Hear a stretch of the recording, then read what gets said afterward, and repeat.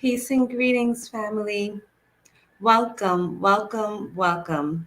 I am one of your hosts, your co host for this program, exploring the African immigrant's perspective on MLK and the civil rights movement. Of course, tomorrow is MLK Day, his birthday celebration, and we are gathered here this evening to celebrate that as well as provide our perspectives. So, I want to introduce the co host for today's program, Maury Kouate, who is the founder and president of the African Immigrants Commission of New York and Connecticut. Absolutely. Thank you so much, PJ. And thank you for to your partner for facilitating this live. And we really appreciate it. So this year, we didn't want to let MLK Day go by without doing something to mark the day. And especially as immigrants, coming from Africa and all across the world, coming to the US, living here, taking advantage of all the accomplishments of the civil rights movement.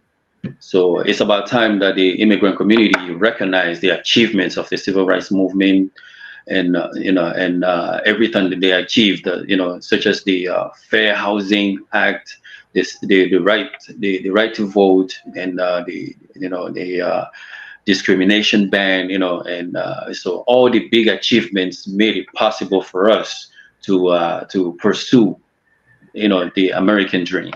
So personally, as an immigrant, I can't imagine, living, in a country where you have discrimination. You cannot participate in the in voting. Selecting the leaders, and so it's fitting for us to actually, do this event to highlight the achievements and to appreciate all the achievements.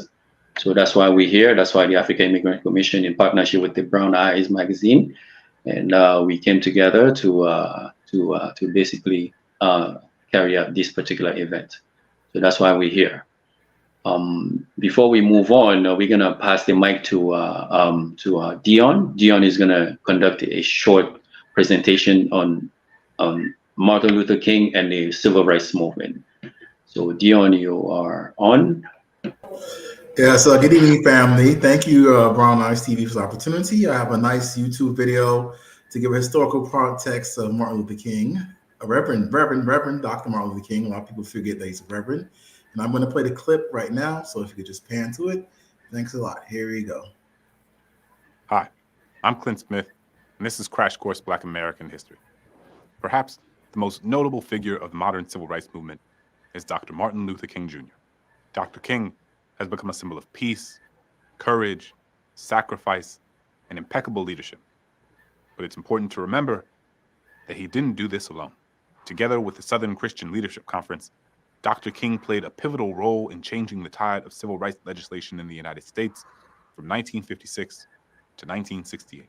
Another important thing is that we're often taught about Dr. King in a two-dimensional sort of way that often flattens and oversimplifies or just ignores the totality of his political beliefs. But we're not going to do that today. So let's start the show.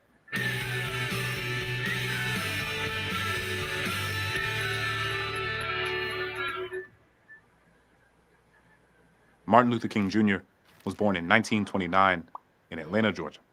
At just 15 years old, King was admitted into Morehouse College, which is an HBCU in Atlanta. There, he pledged Alpha Phi Alpha Fraternity Incorporated, the oldest Black fraternity in the United States, and one that I joined when I was in college too. At Morehouse, he studied law and medicine. At first, he had no intention of following in the footsteps of his father, who was a minister. That is, until he met Dr. Benjamin Elijah Mays. Mays was then the president of Morehouse College, and he was also a minister. He'd established a reputation of advocating for racial equality, and his work had an enormous influence on the young Martin. So after graduating from Morehouse, King received a Bachelor's of Divinity in Theology from Crozer Theological Seminary in Upland, Pennsylvania, and then a PhD in Systematic Theology from Boston University in 1955. While in Boston, he met the woman who would become his wife, Miss Coretta Scott, and they married and soon settled down in Montgomery, Alabama, where King began as pastor at Dexter Avenue Baptist Church. Not even a year into settling into their new home, the city began to bubble with tension because of the monumental Brown v. Board decision that declared key tenets of Plessy v. Ferguson unconstitutional. The desegregation of schools sparked unrest among Black citizens in Montgomery who wanted to see Jim Crow segregation undone in all areas of life. And this is how Martin met Rosa Parks. The Black citizens of Montgomery had long awaited an opportunity to launch an attack on the horrid abuse that took place within the segregationist system of public transportation. The 1955 arrest of Rosa Parks was the last straw. While community members and leaders were ready to take action, they sought out a leader who had an impeccable reputation. And as someone new in town, King also had the benefit of having a clean slate to work with. So Dr. King got his first taste of leadership when he was asked to head the Montgomery Improvement Association and lead the Montgomery bus boycott. Soon after the successful boycott, King was invited to Atlanta, Georgia, to create an effort similar to the Montgomery bus boycott that could be executed across the South. Over January 10th and 11th of 1957, 60 Black ministers and civil rights leaders convened in Atlanta at the renowned Ebenezer Baptist Church to replicate the successful Montgomery strategy. This group would soon become known as the Southern Christian Leadership Conference, or SCLC.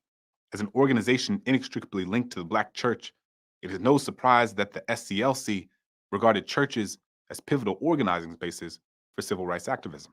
The ministers of the SCLC soon chose Reverend Martin Luther King Jr. to be their first president, and in its later years, the SCLC would address other pressing issues like war and poverty. Reverend Ralph Abernathy Sr.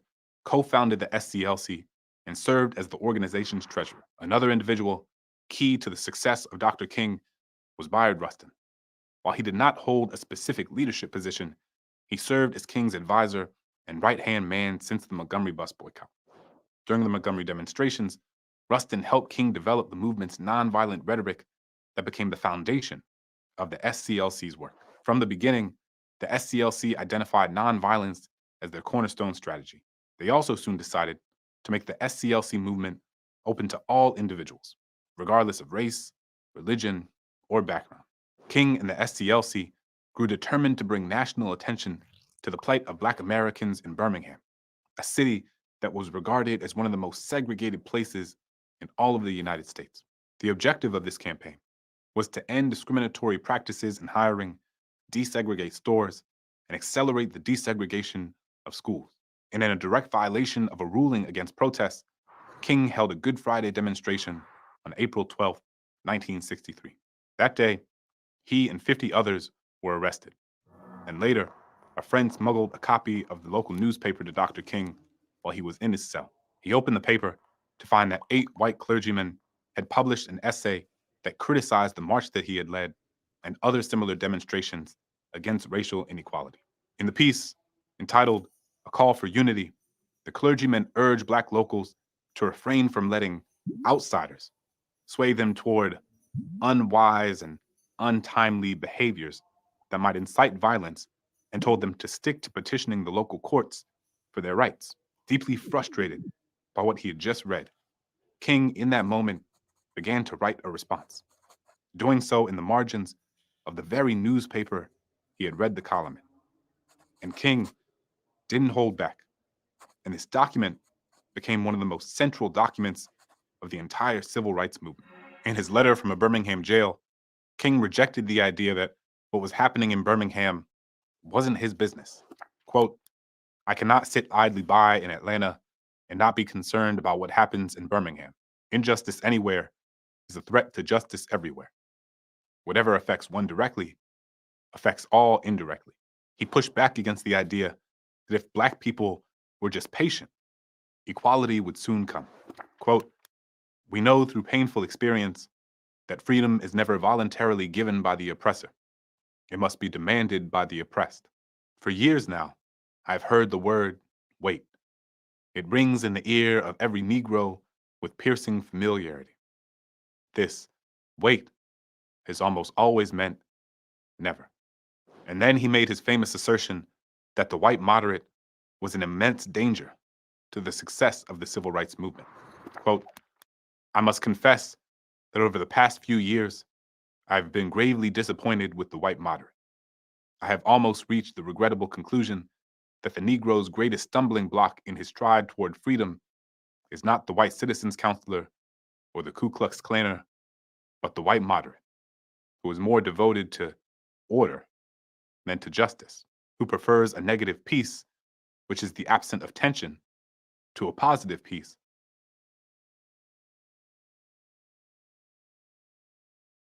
I stopped the video, guys. The video goes over the historical context of Reverend Dr. Martin Luther King's early days, college, his education, and his movement throughout the South with the Southern Leadership Baptist Conference and other allies along the way, and how he actually teamed up with many organizations, one of them being one of my own, which is the NAACP, which he was a member, as well as Rosa Parks and other leaders. And as they fought injustices through Brown versus Board of Education, which was so overturned, Plessy versus Ferguson, separate eagle when it comes to access to education, and leading up to his great work with teaming up with leaders like Malcolm X, and also with Lyndon B. Johnson signing the Civil Rights Acts of 1968. And here we are bringing each other together as it was all inclusive to everyone of all skin colors and tones for this annual observance, which is tomorrow, MLK Day. So we have a lot of leaders here coming up here today, but if I can continue, I guess, to share the screen, I just wanted to share something else, if I could. So there's a certain quotation that I want to share to everybody here that hopefully put things into perspective for me with my own personal thoughts and feelings about MLK, which is this right here. I'm sorry, guys, excuse me. Right. So one of the things that I always observed about Martin Luther King is that he was talking about legislation and morality. So one of the things that I felt was you can't legislate morality and get away racism by passing pieces of legislation. So I just want to read this quote for you guys, which is Martin Luther King once said, "Now the other myth that gets around is the idea that legislation cannot really solve the problem, and it has no great role to play in this period of social change, because you've got to change the heart, and you can't change the heart through legislation. You can't legislate morals.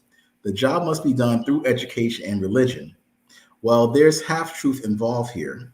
Certainly, if there is a problem to be solved, then in the final sense, hearts must be changed. Religion and education must play a great role in changing the heart. But we must go on to say that while it may be true that morality cannot be legislated, behavior can be regulated. It may be true that the law cannot change the heart, but it can restrain the heartless. It may be true that the law cannot make a man love me, but it can keep him from lynching me. And I think that is pretty important also. So there's a need for executive orders. There's need for judicial decrees. There's a need for civil rights legislation on a local scale within the states and on a national scale from the federal government.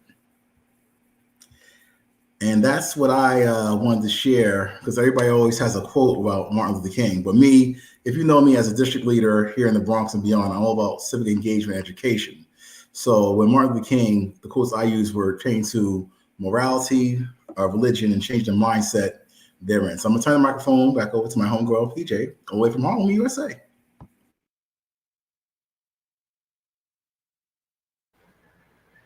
Thank you, Brother Dion. That was amazing. That was such great information and history, little background on MLK. And it's always good to be fresh and just get to know more about exactly how things unfolded, the history.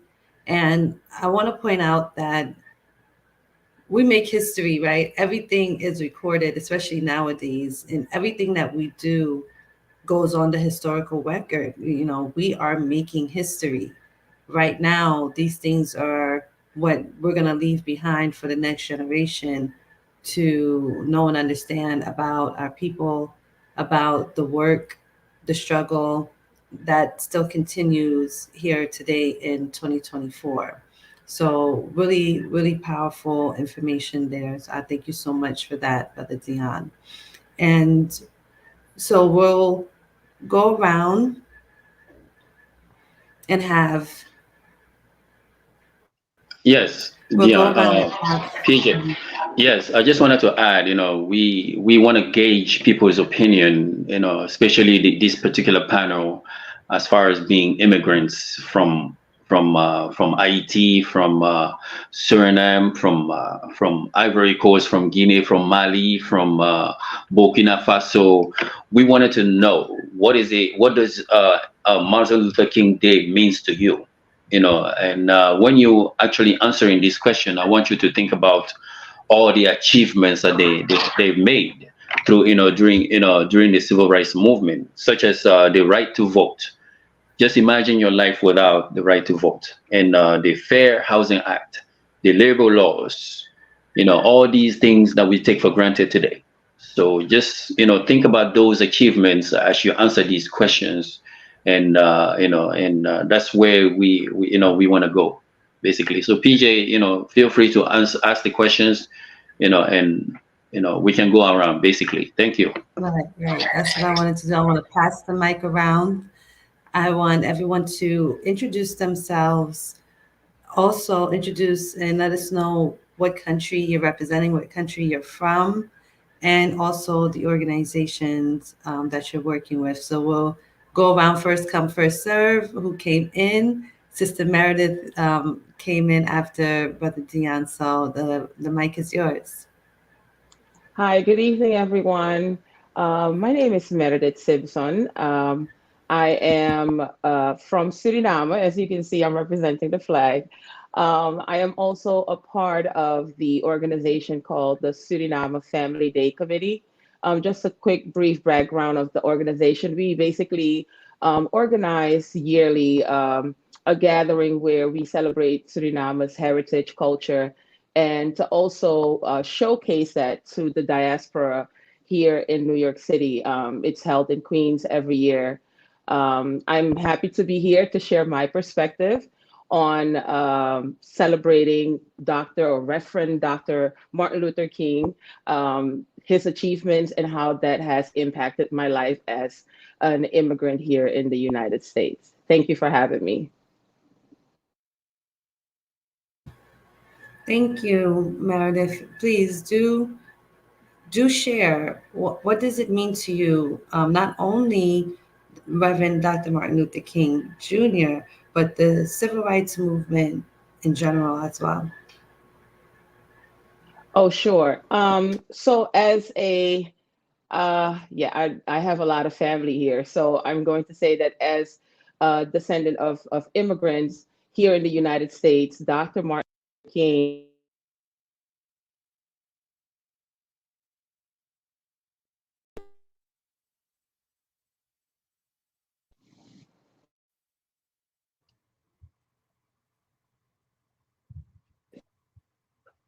You're You're on mute, Meredith.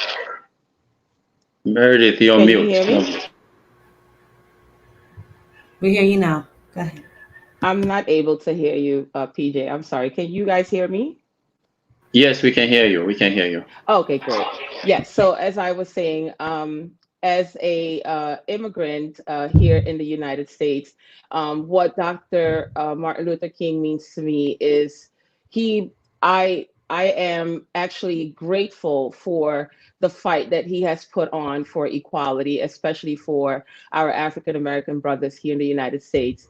And as an immigrant, being here in the United States, it was hard in the beginning, due to the fact that there is a process to achieve citizenship and to be able to do the things that a regular, or I should say, a Native American would be able to do.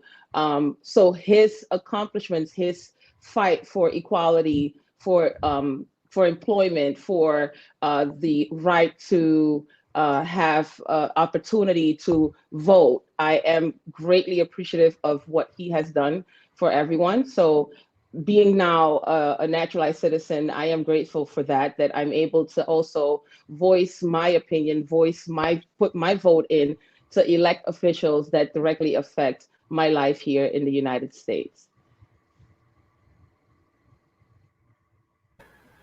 Wonderful. Thank you, Meredith. I believe Merveille was next, right? You came I'm in so next. sorry. I'm not hearing anybody. Hello, hi everyone. Can you hear me? Yes, I can Yeah. hear you. Yes. Okay. So I'm Merveille Aisha Ouedraogo from Burkina Faso, and I'm the Women Empowerment Commissioner of AIC. So I'm very happy to be here tonight. So what I can say is that going through all the achievement of Dr. Martin Luther King Jr.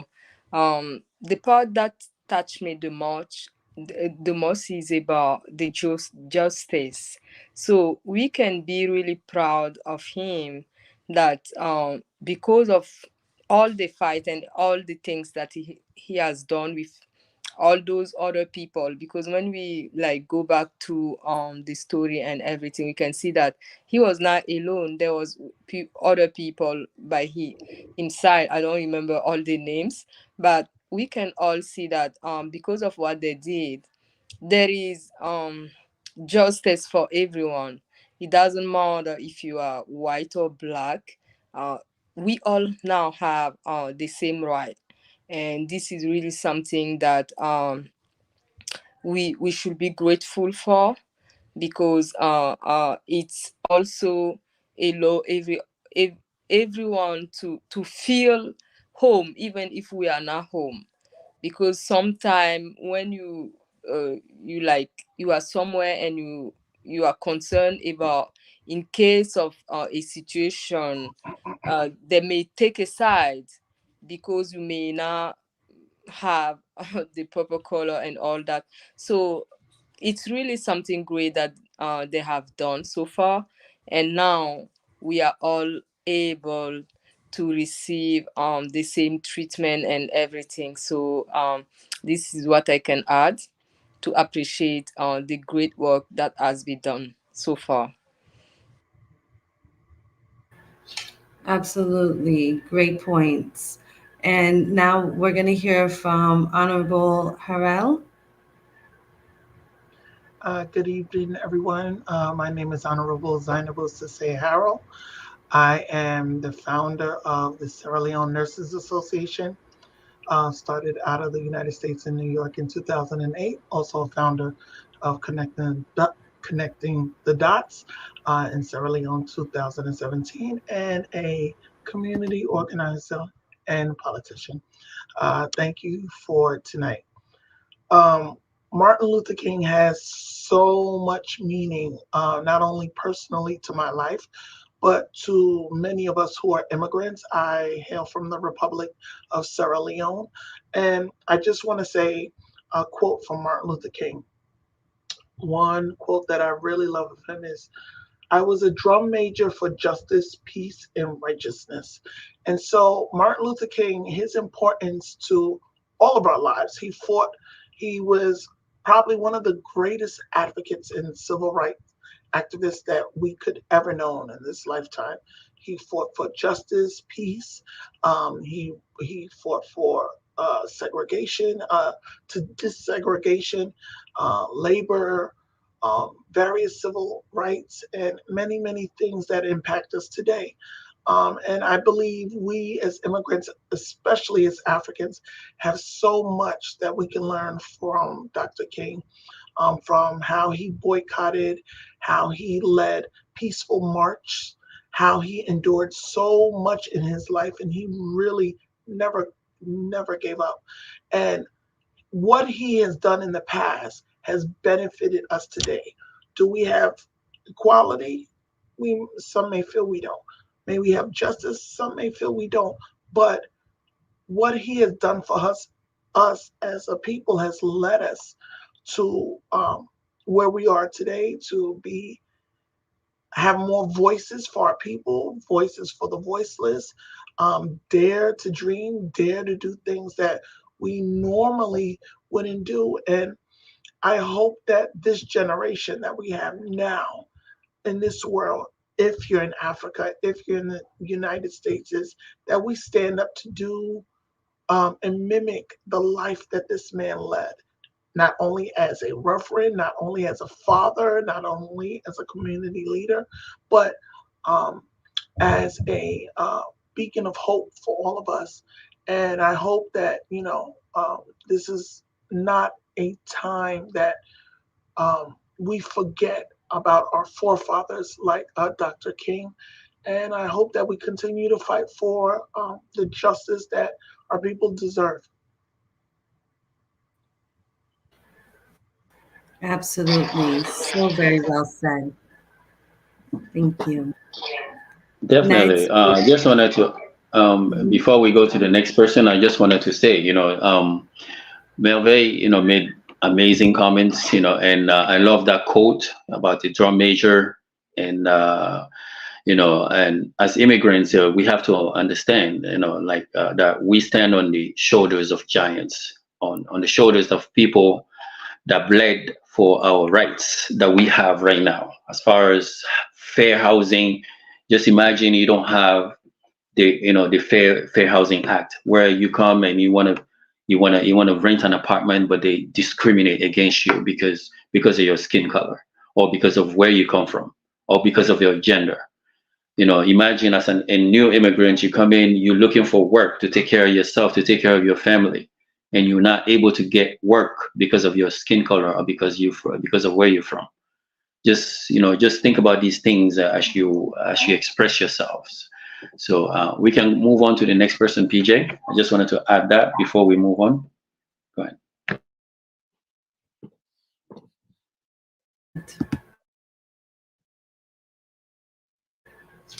And I Um, just want to point out, I want to point out as well that there are some people, unfortunately, still experiencing that today in 2024.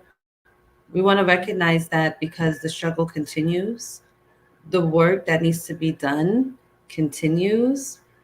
We must continue to be giants and continue to build until that dream is realized. Because, like Dr. King said, a threat to justice anywhere is a threat to justice everywhere. So we have to be very clear that although there has been much progress, there is still more to go, because you have these pockets across this country and other countries, even places you wouldn't really imagine that it might happen, right? You have in Israel, African people in Israel are being discriminated against, not able to leave the country as this time things are happening. They want to even fight and join certain movements and things like that, and they're not able to. And it's like, wow, all the way in is in these parts of the world. So we are a collective that needs to be unified to address this issue across the world. And so, with that, I'm going to pass the mic to Kari Balde. I hope I'm saying it right. Yes. Oh God. Hey everyone. I hope everybody is doing fantastic. Thank you for giving me the opportunity. Thank you, Mr. Mori. It has always been he's been here since I got to this country. So maybe most of you don't know me, but my name is Kadiatu Balde.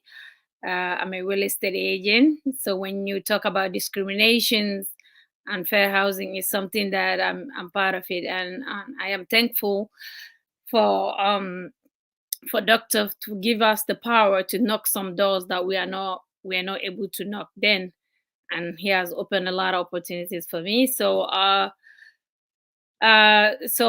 been here 8 years. So I have been in other countries whereby there's a little bit of Black people. So the person that just spoke, I didn't get your name, but trust me, I could relate to that, because when you have fights, they will tell you, listen, you're here to study, so do your study and get to your country, right? So I have experienced those things, and so when I came to America, I felt like it is so different because of what doctor and so many other people did for us. So you wouldn't even know, if you have not been to other countries, that like this civil rights discrimination, it's really happening, even though right now it's not like that because of the fight they did for us. So I am very, very thankful that I can come to America and be able to open doors that I was not thinking that I would be able to open because of the fights they did on our behalf.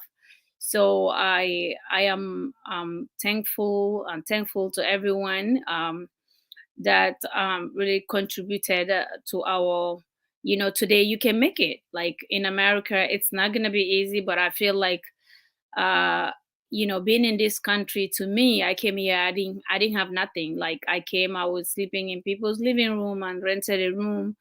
I rented a basement, and today I have 3 houses in 8 years.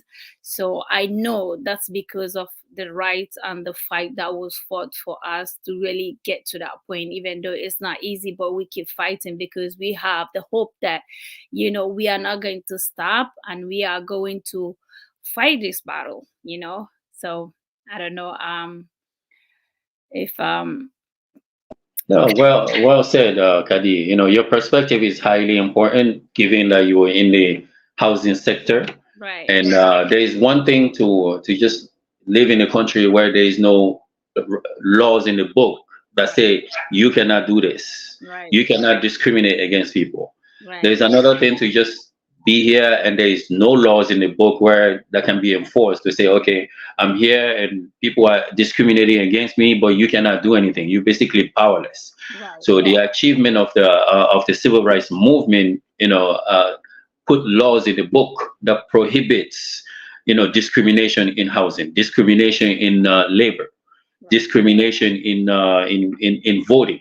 right, So these things, enable us to be full citizens in the U.S. right, So we still have a long way. Individually, people still discriminate against people, but that doesn't mean that we don't have laws in the book. You can always sue people to say, okay, you discriminated against me, I'm going to sue you, I'm going to take you to court. If you can prove it, you get compensated for for that person violating your rights. So having laws in the book actually protect us a lot. If you know the system, if you're being discriminated against, you can use the system to sue that person and be compensated. So if Kadi wants to elaborate a little bit more in housing sector, the challenges that you faced, and until now, challenges that your clients face as far as securing loans, to buy a house. So is it easier, or how is it? Well, how has your experience been? Thank you, Maury. So what you just talked about is something that we actually read in school before you can become a license. Like they talk about blockbusting, they talk about redlining.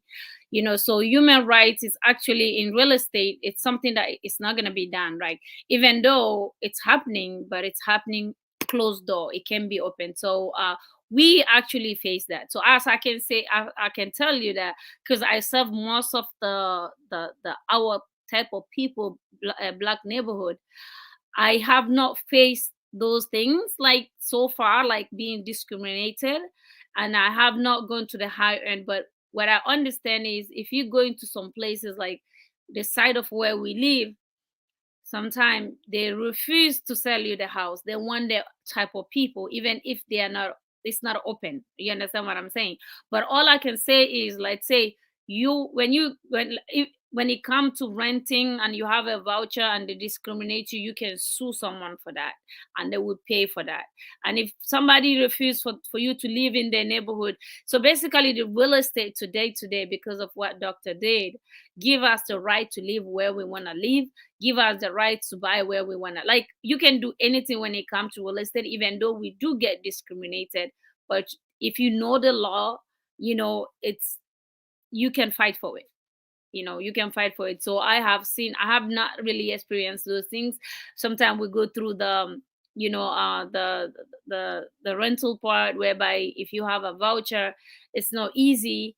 But trust me, it's a law say that it don't matter how somebody earned the money. If they're earning money, they're supposed to be rented a place. So that's a good thing, even though people doing it closed door, but we have the right for fight for it. If somebody deny you for renting you a place because you have a voucher, or deny you because you're black and they don't want you to live in a certain area neighborhood, because I had worked with some doctors here in Long Island that they just want to live in certain areas. So you understand that they really don't want your type of people there, but guess what, we keep fighting that. We keep fighting that because we knows the law, right? Like if you tell us something and we feel like it's not right that way, we want to make sure that we check. And you can even use certain words for people that really want to discriminate you.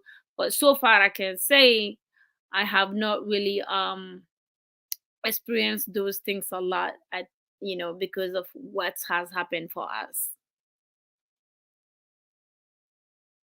That's good. PJ, do you want to have questions for the panel?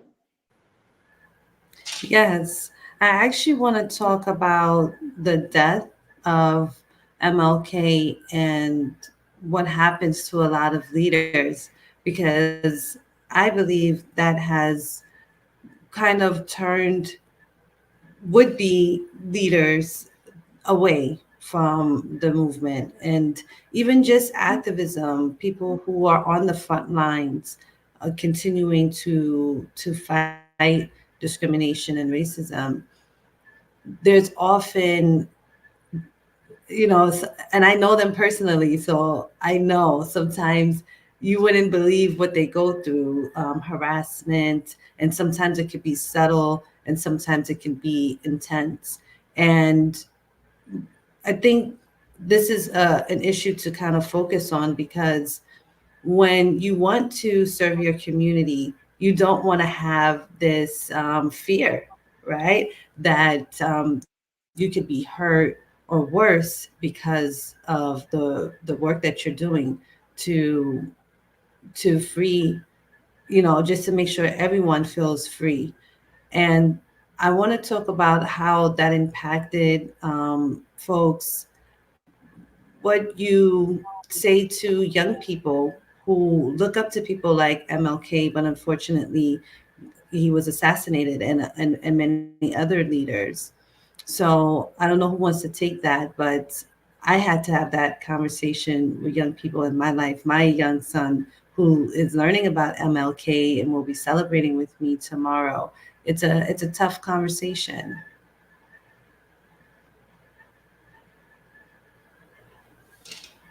Melody, if you wanna take that question? I was just about to tap my mic. Yes. So I believe that if you don't stand for something, you will fall for anything, right? And the important thing that Dr. Martin Luther King has expressed is the idea of education. And as a middle school teacher, it is where I use my platform to constantly educate my students on the matters that are important to them, because they are also immigrant students that I service, and who are daily afraid of what's to come. They don't know if they'll be deported back home the next day. They don't know if their families are going to be here. They don't know if they're going to be separated. And so it is important that as their teacher, as somebody who can relate to their struggle, it is important for me to educate them on believing and trusting in those that have come forward and have put things in place where we can, fall back on and say, hey, I have rights too as an immigrant.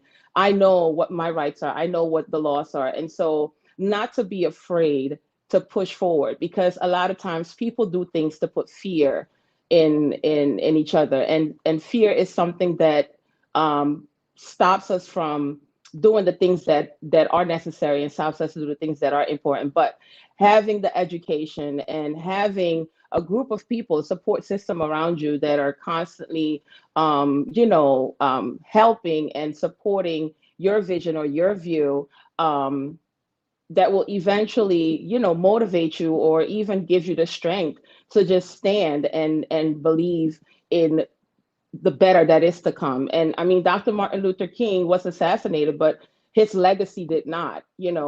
Whoever thought that killing him was going to stop what he was fighting for, they failed, because of the people that were behind him, the folks that believed in his words, because he spoke very powerful words that till this day, I, even my own students, I had to give them a lesson on Dr. Martin Luther King, so they understand that the things that they have now all comes from what he fought for back in the days. And again, if you believe and if you have the people around you that believe with you, I don't think that the fear that others are trying to put onto you is going to deter you from fighting for what is right. Absolutely.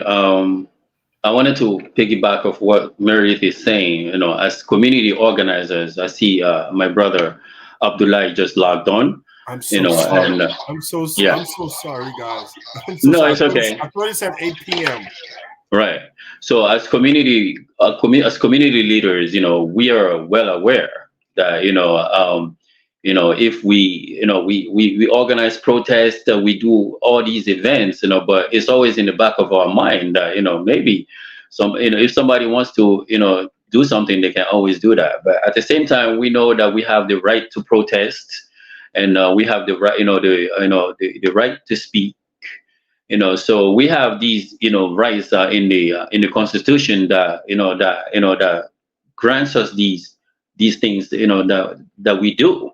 But at the same time, it's in the back of your mind. If you're organizing protests against certain groups, you sort of putting your life in danger somehow, because so there's always a lunatic that can take actions against you, even if it doesn't come from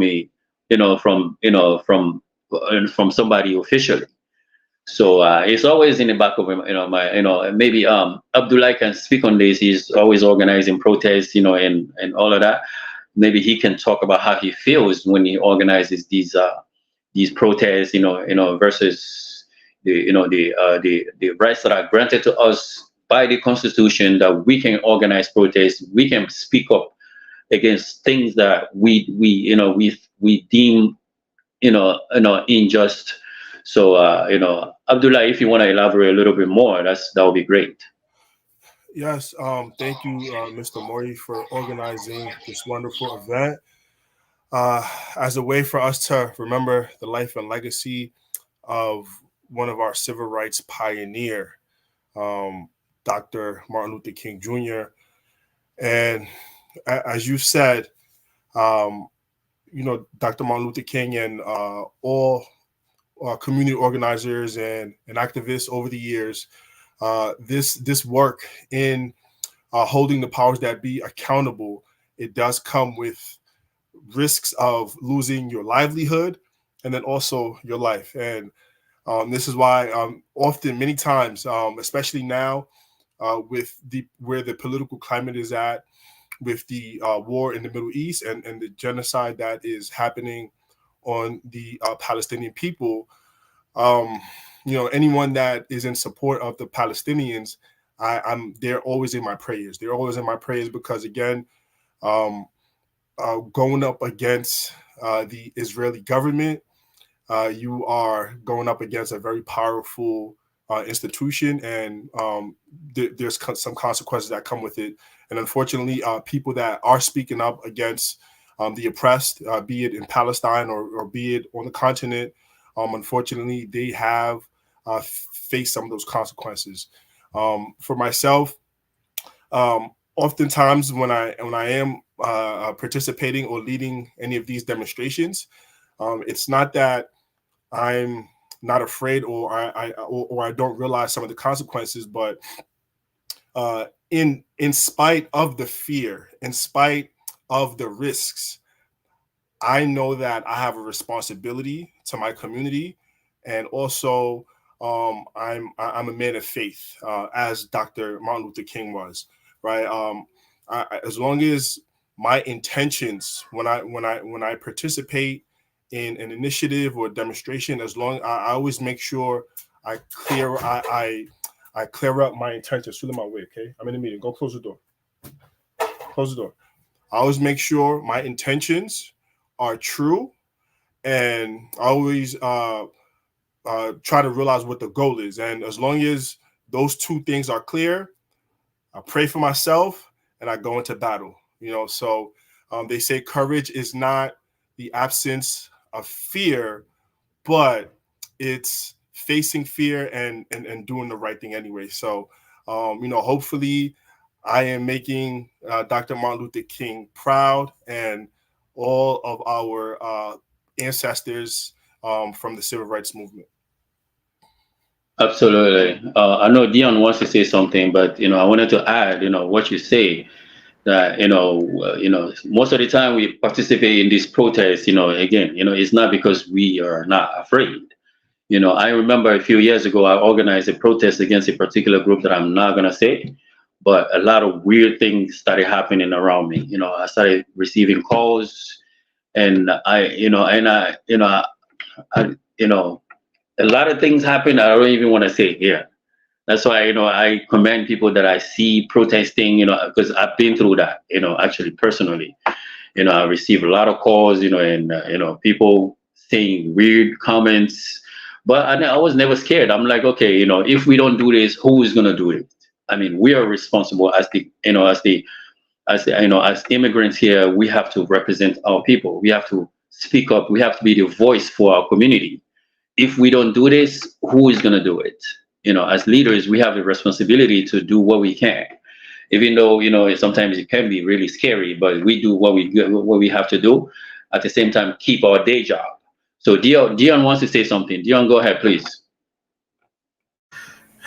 A lot of people here know that I do things much different than others, and I can't emphasize enough to say Reverend, and Dr. Martin Luther King. A lot of people forget the faith component, just like brother minister Malcolm X, and that's very key. But I'm gonna give a shout out to the NAACP and how Martin Luther King was a member, as well as Rosa Parks and some other leaders, and also our leaders here as well, Maury.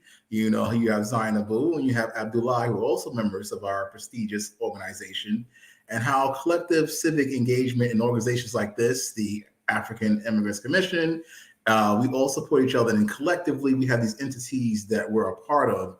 And that's a very big thing about Martin Luther King Jr. that you've seen in the presentation. About he's a member of different organizations, so that way when he was assassinated, the legacy could live on because we're all working together. But the one subject matter that I want to talk about that Ms. Bali brought up was economic development. So the civic engagement, I'm big on, and number two, the economic development, because the most powerful tool the man has is the ability to create and change the rule. So you could be a billionaire in China, but if you don't influence the government, you can't control your own economic development. I say that to say this all stemmed from the Montgomery boycott.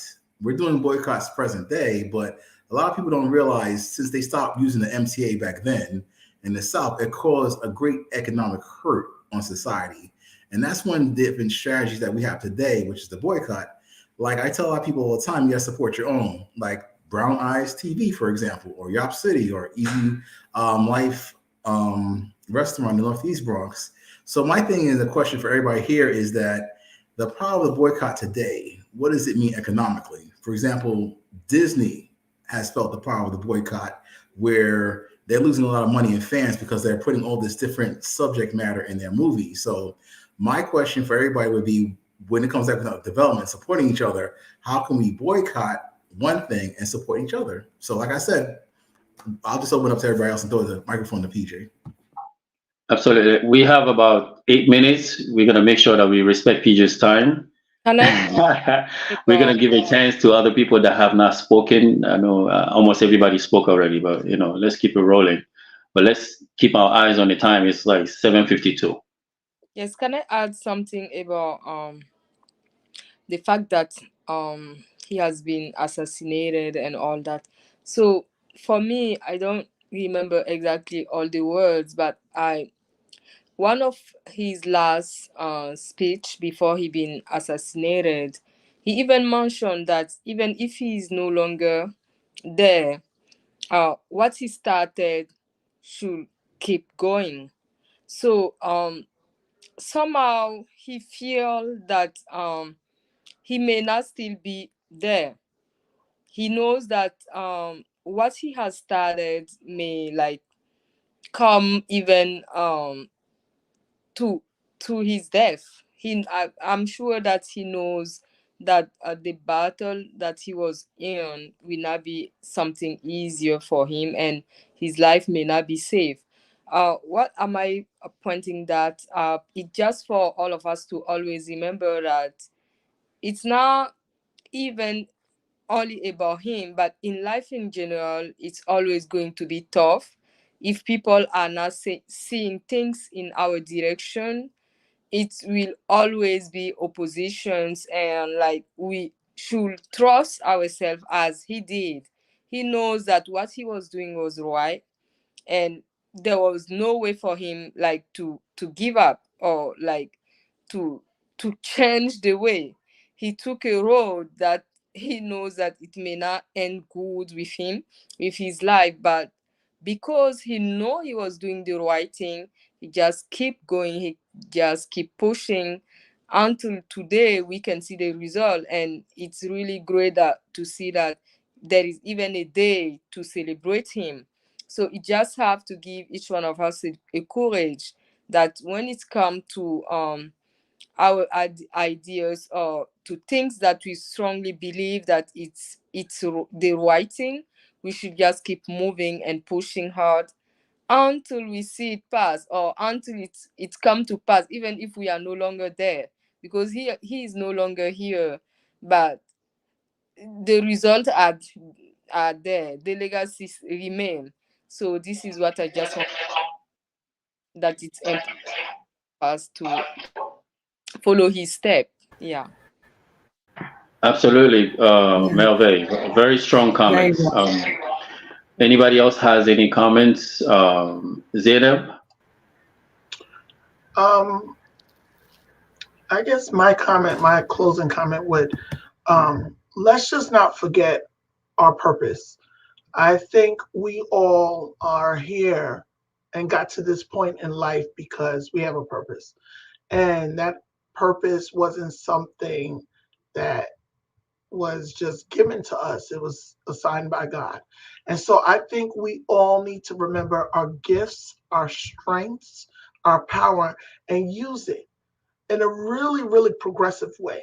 And, sometimes we have to be a little assertive in our actions. But if we don't do it, no one else is going to do it. We all know how we are, um, probably the biggest mouthpieces for not only the continent, the diaspora, for our countries. And people look up to us, whether you want to believe it or not, whether our audience is small or large. And so I think we have to do justice. And by doing justice is, really putting our best foot forward to serve our people. And that's everyone, because it's like a domino effect, what we do. Dr. King didn't know that his legacy would lead to where we are today. And we don't know where our legacy is going to lead us, but we have to continue this fight for immigrants, for underserved communities, for families, for women, for immigrants, for asylum seekers, for those who don't have a voice, for those, so many various communities with disparities. But I just want us to remember to walk away with this. Do not give up. Whether you think people support you, they don't support you, believe in you, or don't, it will pay off. Absolutely. Thank you, Zainab. And the key is not to be afraid. We are not afraid, despite everything that we face when we organize these things. You organize events, you protest against the police. You get all these threats. People want to do stuff to you, but we're not scared of anything. If there is injustice anywhere, we're gonna speak up. So we expect everybody else to do the right thing. But we're not gonna be silenced, and we're not gonna be afraid of anybody anywhere. So and I know people want to continue, but Kadi, do you have something to say? I know Abdullah has more to say. Kadi can speak, and then Abdullah can say his final words, his final message. To me, those people that just spoke really stood out to me.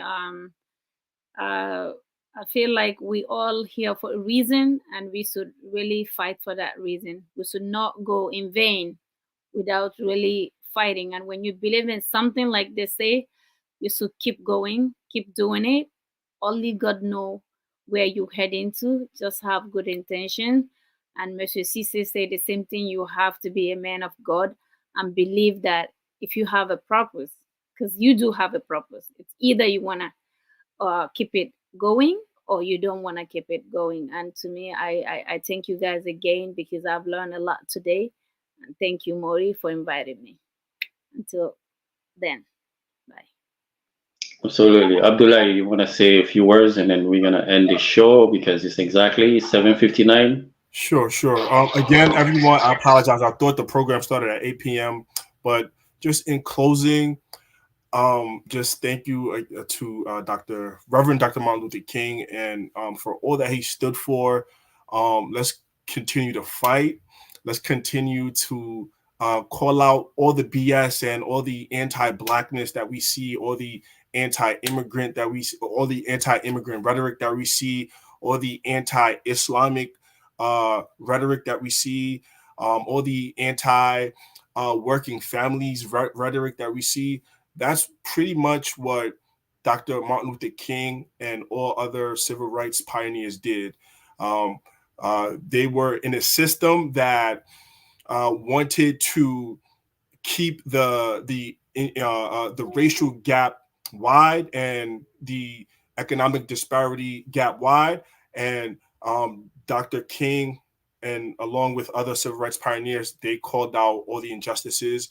And as I said in a forum that PJ and I was at the other day, we can't be complacent, and we have to become more civically engaged as a community, as a people, and we can't be okay with the status quo, because the minute you become comfortable and think things are okay, that's when you don't get anything, right? Because if the powers that be had it their way, we wouldn't get a penny, we wouldn't get a dime. So we have to just keep being brave and keep calling out things.